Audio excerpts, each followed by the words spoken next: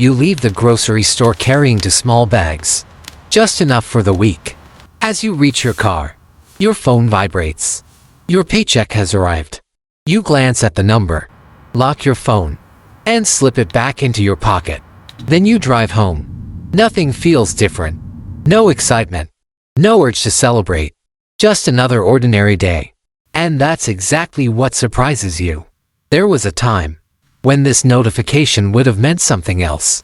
Before you even got home, you would have been browsing shopping apps.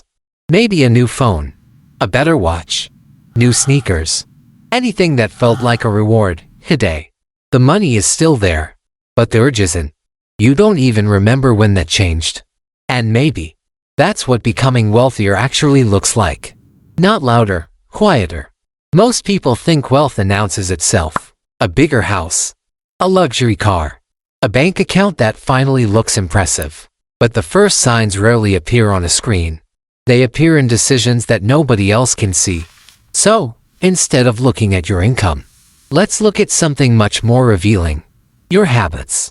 Because long before your bank account changes, your decisions already have. A few days later, you're leaving work.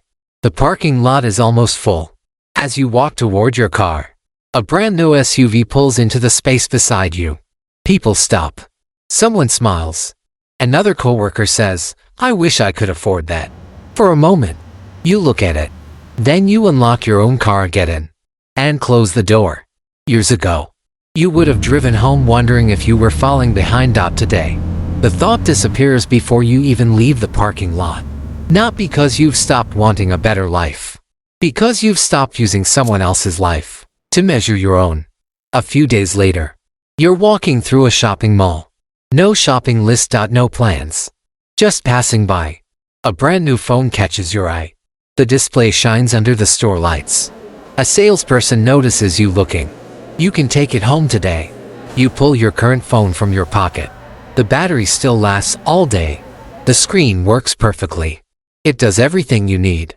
You could buy the new one right now, without checking your balance, without using a credit card, without worrying about the price. You stand there for a moment, looking at both phones. Then, you quietly slide yours back into your pocket, smile, and keep walking. No frustration, no regret, just one more store behind you. There was a time walking away would have felt impossible.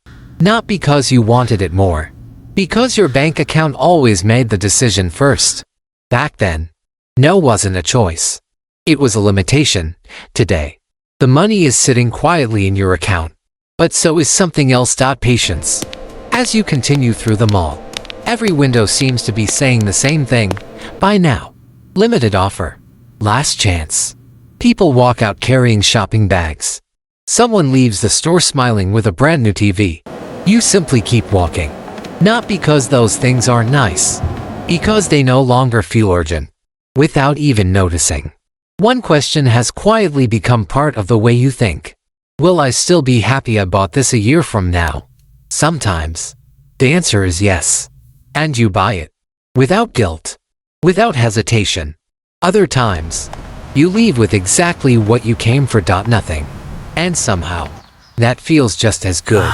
Because every dollar you don't spend by impulse still has a job waiting for it. Maybe it becomes an investment. Maybe it becomes security. Maybe it quietly buys a little more freedom for the future. Most people never notice this change. But it's one of the clearest signs that your relationship with money is no longer driven by emotion. It's driven by intention. Tuesday morning. You're already running late. Coffee in one hand. Your keys in the other. You climb into your car. Turn the key, hand nothing. You try again. Silence. One more time. Still nothing. For a few seconds, the world goes quiet. There was a time this would have felt like the beginning of a terrible week. Your mind would have raced ahead. How much will this cost? What if I can't afford it? How am I going to fix this? Instead, you take a slow breath. Call the tow truck. Text your boss. Then you wait. You're still annoyed. Anyone would be. But you're not afraid anymore. A few hours later, your phone rings. It's $800. You close your eyes for a second. Then you answer, Okay. No panic. No sleepless night. No desperate search for another credit card. Just another problem. Looking for a solution. There was a time. One unexpected bill could have shaken your entire month. Now, it only changes your plans for the weekend. And that's a much bigger change than it seems. Because real wealth isn't living without problems. It's living without constant fear. When life surprises you, and your first emotion is no longer panic. You're no longer surviving. You're building. A few months later, your paycheck goes up. Not by much, but enough to notice. That night, you're sitting alone at the kitchen table. A warm cup of coffee sits beside your laptop.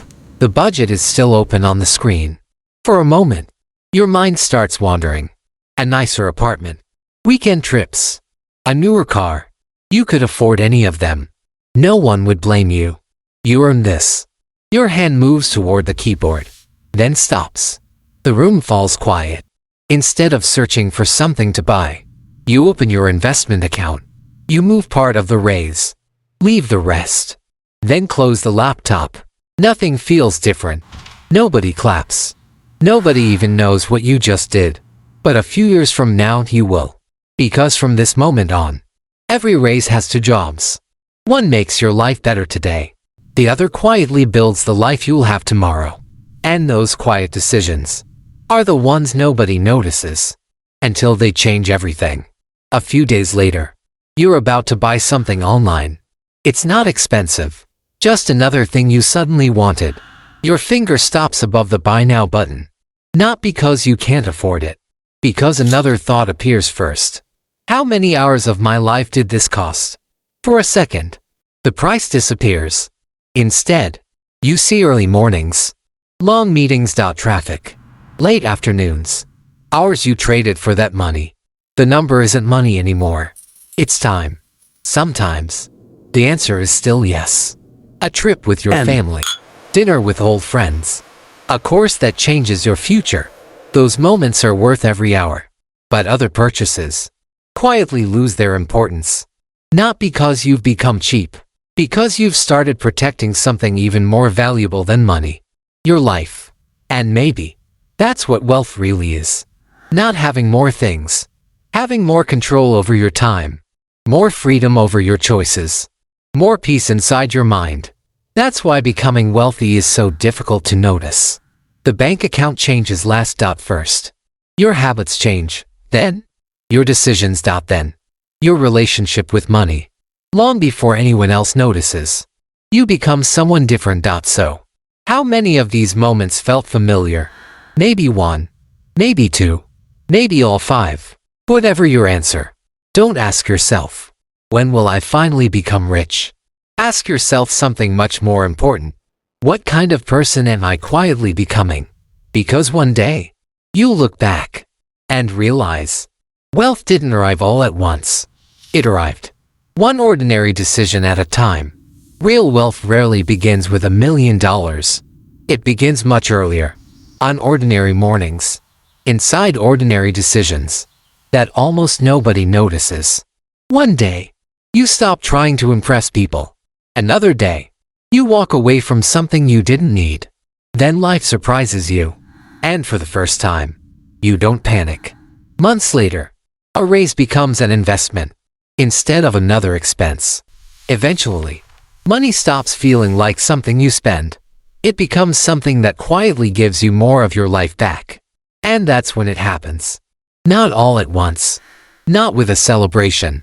Not with a number on a screen. One day, you simply look back and realize you've become someone completely different.